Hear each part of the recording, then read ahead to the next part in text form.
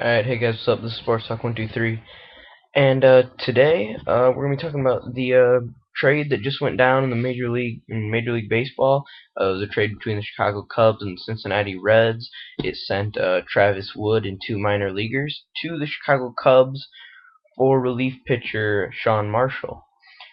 Now this trade had been being talked about for the past few days and pretty much all day today. Everyone knew it was gonna go down today, but it was just whenever it went down, so I had to wait, make sure it went final. But now it is final.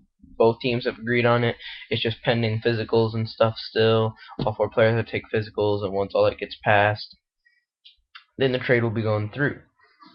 Now, I think this is kind of I mean, it's not a huge trade, but it does definitely affect both teams. If you're the Cubs, I like this deal because Marshall isn't going to affect your team very much. You don't have a good team in place right now. You don't have a team that's going to contend for anything right now, so you don't need Marshall. Marshall, he's not an impact player or anything. He's just a guy who can win you some games out of the bullpen. Real nice setup man, maybe a good closer.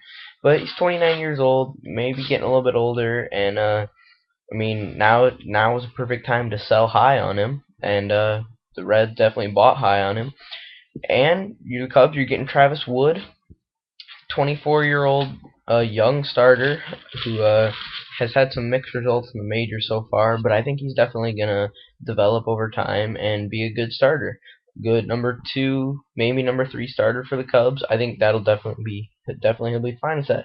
He can fit in right behind Matt Garza, and I think he'll be able to play in the majors immediately because it's not like the Cubs have anyone that good starting for him right now. So there'll definitely be a roster spot for him and stuff that he and pitching time and everything. Definitely enough time for him to develop, get a bunch of innings in this year, and that should be good. And then if you're the Reds, Francisco Cordero's free agent, so this is a great acquisition for your bullpen. I mean, yeah, ideally you don't want Sean Marshall closing, but can he handle it? I definitely think he can handle it and be a solid relief man or closer. But ideally, you'd like to have him be an eighth inning setup man.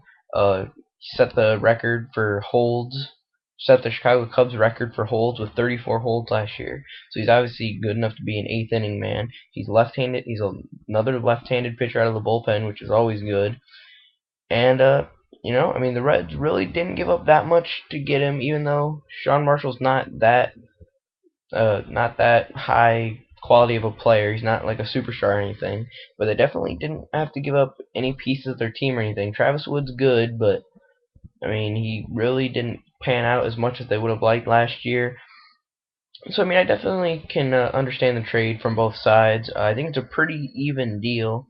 Cubs don't need Marshall. Reds need some bullpen help with Francisco Cordero as gone, and I think the Cubs will be fine this year with James Russell in the setup role. I think he'll be a fine replacement for Marshall.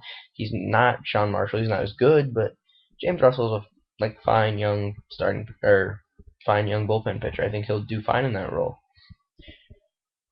So, yeah, that's pretty much my thoughts on the trade. That's pretty much it for today. Thanks a lot, guys. See ya.